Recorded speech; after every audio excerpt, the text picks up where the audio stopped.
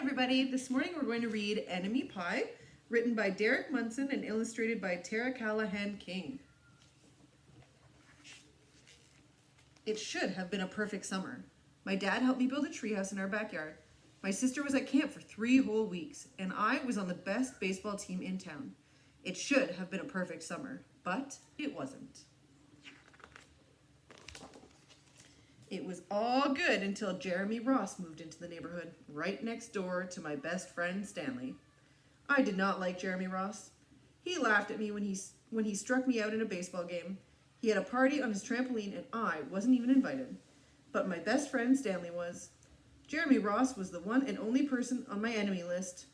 I never even had an enemy list until he moved into the neighborhood. But as soon as he came along, I needed one. I hung it up in my treehouse where Jeremy Ross was not allowed to go.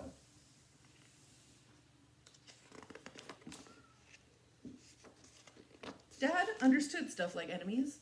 He told me that when he was my age, he had enemies too, but he knew of a way to get rid of them. I asked him to tell me how. Tell you how? I'll show you how, he said. He pulled out a really old recipe book off the kitchen shelf.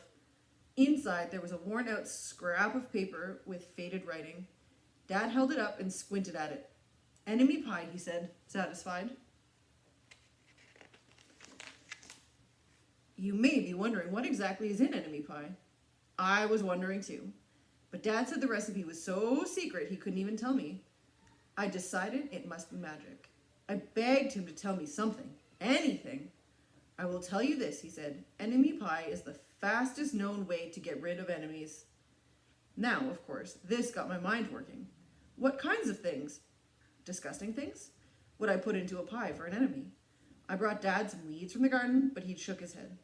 I brought him earthworms and rocks, but he didn't think he'd need those. I gave him the gum I'd been chewing on all morning. He gave it right back to me. I went out to play, alone. I shot baskets until a ball got stuck on the roof. I threw a boomerang that never came back to me. And all the while I listened to the sounds of my dad chopping and stirring and blending in the ingredients of enemy pie. This could be a great summer after all. Enemy pie was going to be awful. I tried to imagine how horrible it must smell, or worse yet, what it would look like. But when I was in the backyard looking for ladybugs, I smelled something really, really, really good. As far as I could tell, it was coming from our kitchen. I was a bit confused. I went in to ask Dad what was wrong. Enemy pie shouldn't smell this good. But Dad was smart. If enemy pie smelled bad, your enemy would never eat it, he said. I could tell he'd made enemy pie before. The buzzer rang and Dad put on the oven mitts and pulled out the pie out of the oven. It looked like plain old pie. It looked good enough to eat. I was catching on. But still, I wasn't really sure how this enemy pie worked. What exactly did it do to enemies? Maybe it made their hair fall out? Or their breath stinky? Maybe it made bullies cry. I asked Dad, but he was no help. He wouldn't tell me a thing. But while the pie cooled, he filled me in on my job. He talked quietly.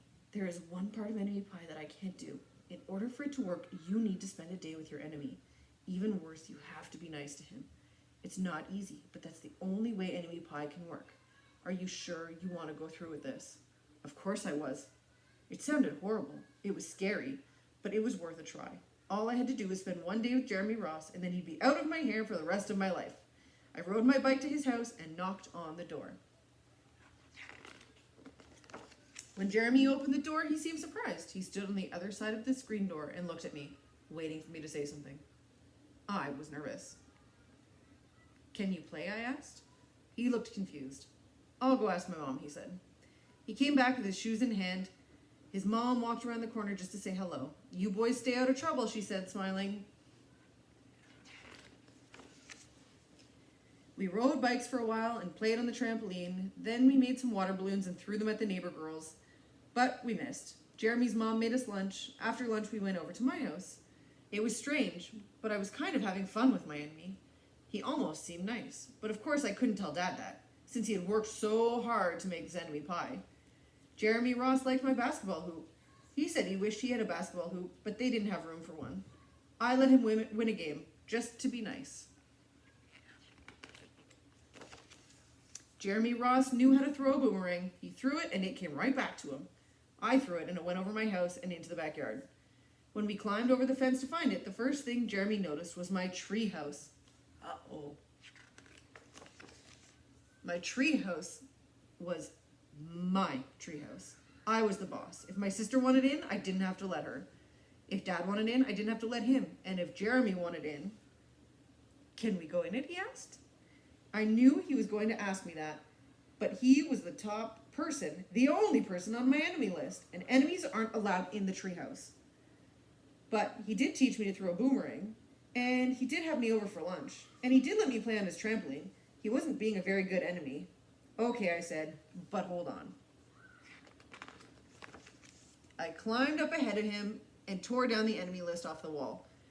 I had a checkerboard and some cards in the treehouse, and we played games until Dad called us down for dinner. We pretended we didn't hear him, and when he came out to get us, we tried to hide from him, but somehow he found us. Dad made us macaroni and cheese for dinner, my favorite. It was Jeremy's favorite too. Maybe Jeremy Ross wasn't so bad after all. I was beginning to think that maybe we should just forget about the enemy pie. But sure enough, after dinner, Dad brought out the pie. I watched as he cut the pie into 8 thick slices. Dad, I said, it is sure nice having a new friend in the neighborhood. I was trying to get his attention and trying to tell him that Jeremy Ross was no longer my enemy. But Dad only smiled and nodded. I think he thought I was just pretending. Uh-oh. Dad dished up 3 plates side by side, with big pieces of pie and giant scoops of ice cream. He passed one to me and one to Jeremy. Wow, Jeremy said, look at that pie. My dad never makes pie like this. And I was at a point that I panicked. I didn't want Jeremy to eat enemy pie. He was my friend. I couldn't let him eat it. Jeremy, don't eat it. It's bad pie. I think it's poisonous or something. Jeremy's fork stopped before reaching his mouth. He crumpled his eyebrows and looked at me funny. I felt relieved. I had saved his life. I was a hero.